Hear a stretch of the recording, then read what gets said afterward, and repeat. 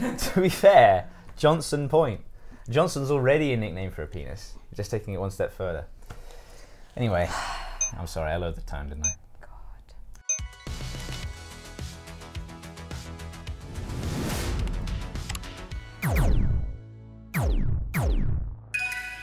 Hi YouTube, I'm Rich.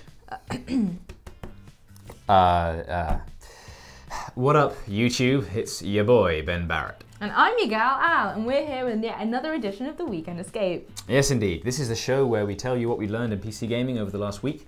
For instance, I've learned never to trust a man named Honest John, especially if he has the face of a fox. That is a bit of a red flag. And I've learned that everybody wants to be a cat. Why is that? Because a cat's the only cat who knows where it's at. Makes sense, I think. But what's new in the world of PC gaming? There's something different about you today, Ben. Have you shaved? Actually, I'm rich. You are not rich. You spent all of your disposable income on early access games. Speaking of which, did you hear what happened with Fortnite this week? Yeah, it got a new Battle Royale mode, right? Yeah, and as PC players have got to grips with it, they've started noticing opponents playing on console, which is super weird because Fortnite doesn't officially support crossplay. Right, so that'll be between PC and PS4? PC, PS4 and Xbox One. Basically a big multi-platform game with musical chairs, but with murder instead of music.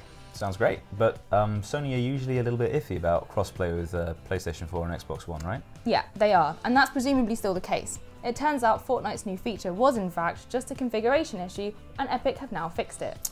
Shame. I've got news of another fix here, but it won't be so easy as that one. Valve are trying to combat review bombing, which is when you see organised trashing of a game on Steam. This happened with Firewatch after the developers issued PewDiePie a takedown notice. You and Ben talked about it last week. I'm sorry, I mean, we talked about it last week. Me being Ben. Yes, we did. So how are they going to fix review bombing then? How else? With graphs. Ah yes, Valve's deadliest weapon. That's right. They're going to start showing historical graphs so we can see how review ratings fluctuate over time. Apparently they toyed with the idea of blocking huge influxes of downvotes, but they don't want to stop communities from talking about the issues they're unhappy with. That truly is the most Valve solution. Hey, want to indulge in a little Valve nostalgia? Only always. Well, Deus Ex designer Warren Spector has been talking about the Half-Life 2 episode he was working on with his studio Junction Point. It told the story of spooky Ravenholm and featured fan favourite characters like Father Gregory. Ah yeah, the shotgun fella. Good man. It was also going to star a magnetic gun, which you could use to fire sticky magnetic balls at any surface. You could crush enemies with metal dumpsters or use steel beams to cross gaps. It sounds ace, but I've never played it, so I'm guessing it got cancelled. Yeah. Spectre doesn't know why Valve pulled the plug, but doesn't hold a grudge, since Junction Point went on to make Epic Mickey. Good for them. It's still frustrating though, and it makes me wonder, what other potentially great games have been cancelled before their time? There was gonna be a Fallout 3, you know? I mean, obviously there was a Fallout 3, Oblivion with guns, as the cynics called it. But long before that, RPG Legends Black Isle Studios had a sequel of their own in mind. It was codenamed Van Buren after the US president and would have been set in the American Southwest, bordering the new California Republic you might have met in Fallout New Vegas. The story would have concerned a war between the NCR and the Brotherhood of Steel, but that's all academic now because it was canned. Did you know Van Buren used a 3D engine that the studio had intended for Baldur's Gate 3? Oh, this is getting a bit much. Alice, can you take over? The first Prey came out in 2006 and featured a rare Native American protagonist. It was alright, but was overshadowed by Portal a year later. Nevertheless, it was well enough received that 3D Realms revealed plans for a sequel. In 2009, Prey was acquired by Bethesda, and then in 2011 we got that E3 trailer, the one that got everybody incredibly excited. It was a significantly different game from the first, replacing portals and alien spaceships with bounty hunter shenanigans. Despite making a lot of hearts flutter though, Prey 2's release date was pushed back.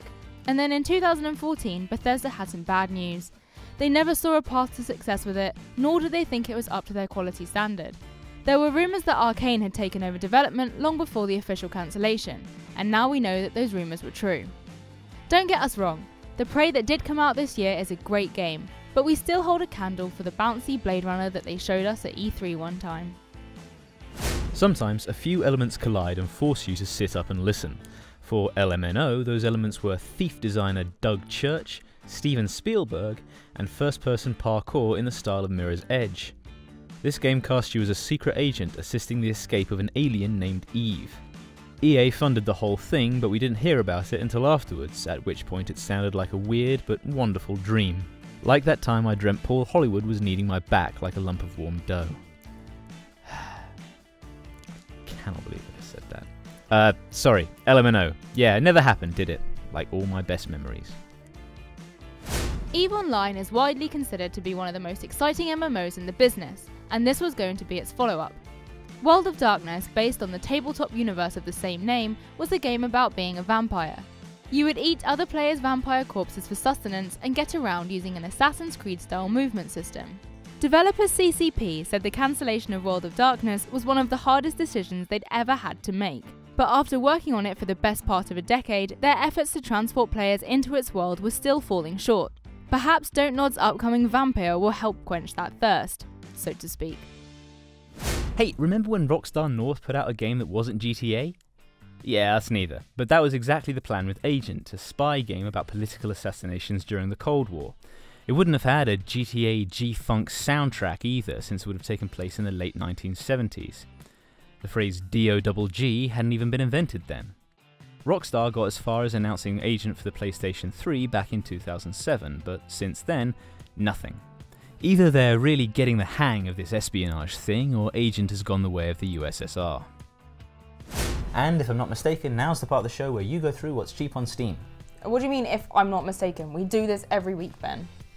Of course, Alice. Where should we begin?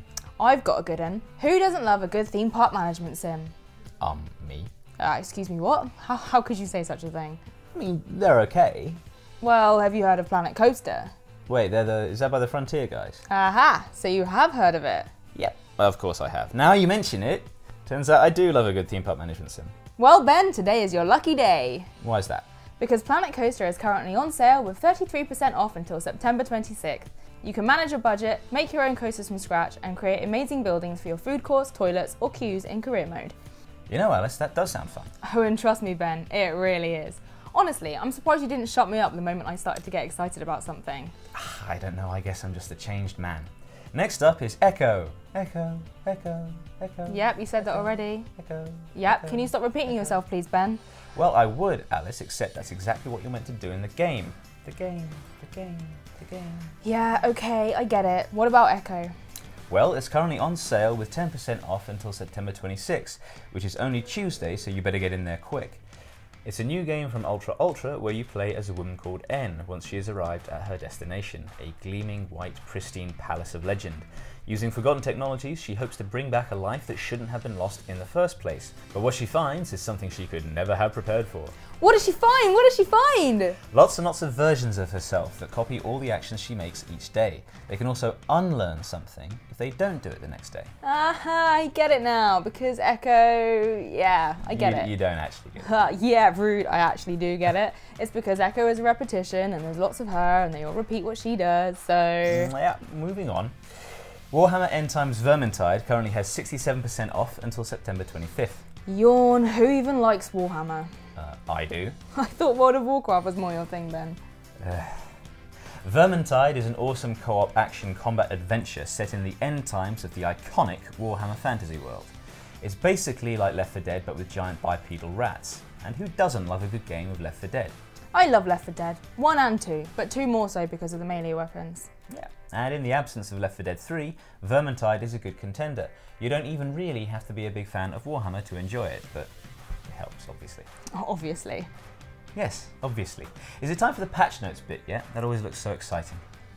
Alright, Ben, in an effort to make patch notes more exciting, I'm giving you 10 seconds to tell us everything that's changed in Rainbow Six Siege. You ready?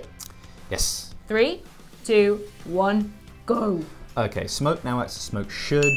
Drones now work properly during the preparation phase. Ending a match point round on a draw no longer screws up matchmaking. Operators can't rappel through the floor anymore. And stop. Alright, not bad. Not bad. Over to you, Alice, your turn. I'm giving you 10 seconds to tell us everything that's changed in League of Legends patch 7.19. Oh yeah? Are you ready? That's quite interesting. I know a lot about that patch. I thought you might. 3, 2, 1, go. So, Aatrox is now getting buffed. Azir has a bigger hitbox. Caitlyn's headshot will now work on turrets. Janna's basic attack deal more bonus damage. Bramble versus more expensive. Zeke's convergence is cheaper. Champion And is stop. better. And now it's time to read what you lovely people have said in the comments over the past week. Isn't this your favourite part of the show, Ben? Yes. God, yes, because I like nothing more than fan mail. That's what I thought. On the last Week in Escape, KCA says, do you guys have any recommendations for newer local multiplayer games for PC? Something like Overcooked was huge last year, but since then, crickets. I do have one example since Overcooked, actually, Genital Jousting. It is, and I quote, an online, local and multiplayer party game about flaccid penises and wiggly anuses for up to 8 players at once. Really? Really.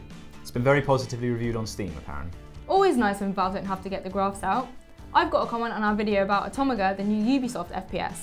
Nathaniel Benosa says, this is a totally underrated channel. Oh, thanks. He also says, please notice me. I see you, Nathaniel Benosa. I see you. Over in Overwatch This, we had a look at what's happening in the game between now and BlizzCon, and there's plenty going on. But Sem Dervishi still says that they wish Blizzard would show us what the new skin will be. Yeah. Don't we all? Don't we all? Especially those of us who find ourselves living in a new skin of sorts. You know? Playing a role they don't belong, maybe even going by a name that isn't theirs. Living a lie. We are still talking about Overwatch, aren't we, Ben? Well, that's it. Another show wrapped. After the last one, which I was definitely in. What else would I, Ben, have been doing last week? Yeah, well, just bring your A game next week, alright? You've been a bit off today. I'm sorry. Your boy, Ben Barrett, won't let you down again. Glad to hear it. If you enjoyed today's episode, remember to like, subscribe, and ring that bell. Ben, everyone. I mean, bye. Bye!